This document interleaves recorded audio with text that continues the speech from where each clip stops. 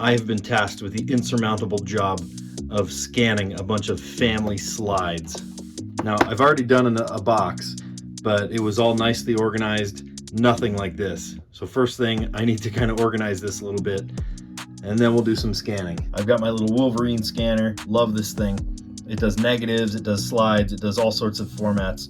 We are going to try and organize all of these slides and scan them one by one. It saves all the images to an SD card, runs on USB, and you can even plug it TV out to an AV cable.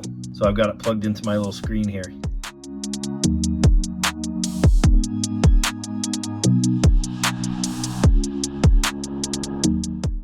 Luckily, the family doesn't really care what order these photos are in. They just wanted the scans. I'm just amazed at how super organized they are.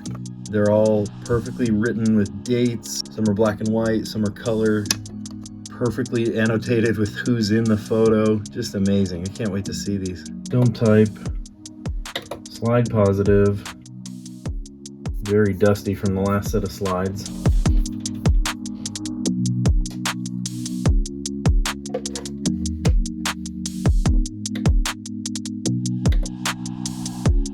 View from this side, it says.